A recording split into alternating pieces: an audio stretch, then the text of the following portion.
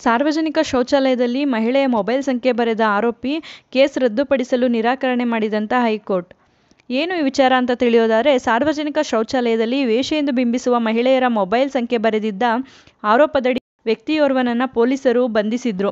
ವ್ಯಕ್ತಿಯೋರ್ವನ ವಿರುದ್ಧ ಪೊಲೀಸರು ದಾಖಲಿಸಿರುವ ಪ್ರಕರಣವನ್ನು ರದ್ದುಪಡಿಸಲು ಹೈಕೋರ್ಟ್ ನಿರಾಕರಿಸಿದೆ. ಇದೇ ವೇಳೆ ಇಂದಿನ ಡಿಜಿಟಲ್ ಯುಗದಲ್ಲಿ ಮಹಿಳೆಗೆ ದೈಹಿಕ ಹಾನಿ ಮಾಡಬೇಕಿಲ್ಲ. ಅವಹೇಳನಕಾರಿ ಹೇಳಿಕೆ, ಚಿತ್ರ ಅಥವಾ ವಿಡಿಯೋಗಳನ್ನು ಸಾಮಾಜಿಕ ಮಾಧ್ಯಮದಲ್ಲಿ ಹಂಚಿದರೆ ಸಾಕು. ಅದಕ್ಕಿಂತ ದೊಡ್ಡ ಆಘಾತ ಅಥವಾ ಹಾನಿ ಬೇರೆ ಯಾವುದೂ ಇಲ್ಲ. ಇಂತಹ ಪ್ರಕರಣಗಳನ್ನು ರದ್ದುಪಡಿಸುವಂತೆ ಕೋರಿ ಅರ್ಜಿ ಸಲ್ಲಿಸಿದಾಗ ನ್ಯಾಯಾಲಯಗಳು ಮಧ್ಯ ಪ್ರವೇಶಿಸಲಾಗದು, ಬದಲಿಗೆ ಕಠಿಣ ಕ್ರಮ ಕೈಗೊಳ್ಳಬೇಕು ಎಂದು ಕಟುವಾಗಿ ನುಡಿದಿದೆ.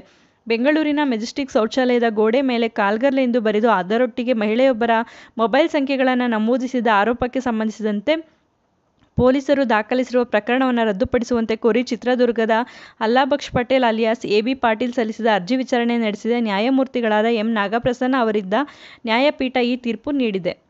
ಹೈಕೋರ್ಟ್ ತನ್ನ ತೀರ್ಪಿನಲ್ಲಿ ಮಹಿಳೆಯರ ಮೊಬೈಲ್ ನಂಬರ್ಗಳನ್ನು ಆರೋಪಿ ಶೌಚಾಲಯದ ಗೋಡೆ ಮೇಲೆ ಬರೆದಿರುವುದಕ್ಕೆ ಮೇಲ್ನೋಟಕ್ಕೆ ಸಾಕ್ಷ್ಯಗಳು ಕಂಡುಬಂದಿದ್ದು, ಪ್ರತ್ಯಕ್ಷ ಸಾಕ್ಷಿ ಇಲ್ಲ ಅಥವಾ ಓರ್ವ ಸಾಕ್ಷಿದಾರರ ಆಧಾರದ ಮೇಲೆ ಆರೋಪಿ ವಿರುದ್ಧ ಕ್ರಮ ಸರಿಯಲ್ಲ ಎಂಬ ವಾದವನ್ನು ಒಪ್ಪಲಾಗದು. ಹಾಗೆಯೇ ಪೊಲೀಸರು ಎಫ್ಐಆರ್ ದಾಖಲಿಸುವ ವೇಳೆ ಸೂಕ್ತ ಸೆಕ್ಷನ್ ಹಾಕಿಲ್ಲ ಎಂಬ ಪ್ರಕರಣಕ್ಕೂ ಕೇಸ್ ರದ್ದುಪಡಿಸಲಾಗದು. ಈ ಪ್ರಕರಣದಲ್ಲಿ ಐಪಿಸಿ ಸೆಕ್ಷನ್ 309 ಅನ್ವಯವಾಗುವಂತಿದ್ದರೂ ಪೊಲೀಸರು ಎಫ್ಐಆರ್ ದಾಖಲಿಸುವ ವೇಳೆ ಕೈಬಿಟ್ಟಿರುವುದು ಮತ್ತು ಮ್ಯಾಜಿಸ್ಟ್ರೇಟ್ ಆದೇಶ ನೀಡುವ ಬದಲಿಗೆ ಅನುಮತಿ ನೀಡಿರುವುದು ಸಮಂಜಸವಲ್ಲ. ಇದೆಲ್ಲದರ ಹೊರತಾಗಿ ಮಹಿಳೆಯ ಘನತೆಗೆ ಧಕ್ಕೆ ಆಗುವ ವಿಚಾರ ದೂರಿನಲ್ಲಿ ಸ್ಪಷ್ಟವಾಗಿದೆ. ಹೀಗಾಗಿ ತಾಂತ್ರಿಕ ಕಾರಣ ಆಧರಿಸಿ ಪ್ರಕರಣ ರದ್ದುಪಡಿಸಲು ಸಾಧ್ಯವಿಲ್ಲ ಎಂದು ಹೈಕೋರ್ಟ್ ಹೇಳಿದೆ.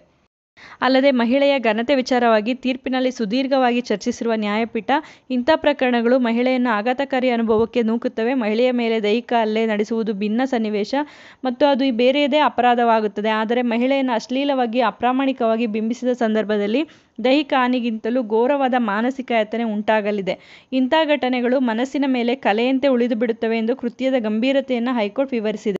ಎಫ್ಐಆರ್ ದಾಖಲಿಸುವ ವೇಳೆ ಐಪಿಸಿ ಸೆಕ್ಷನ್ 309 ದಾಖಲಿಸುವಲ್ಲಿ ವಿಫಲವಾಗಿರುವ ಪೊಲೀಸರು ಮತ್ತು ಸಂಜ್ಞೇಯ ಅಪರಾಧದ ತನಿಖೆಗೆ ಅನುಮತಿಸುವಾಗ ಮ್ಯಾಜಿಸ್ಟ್ರೇಟ್ ಆದೇಶದ ಬದಲಿಗೆ ಅನುಮತಿ ನೀಡಿರುವ ಕ್ರಮಗಳನ್ನು ಹೈಕೋರ್ಟ್ ತೀಕ್ಷ್ಣವಾಗಿ ಖಂಡಿಸಿದೆ.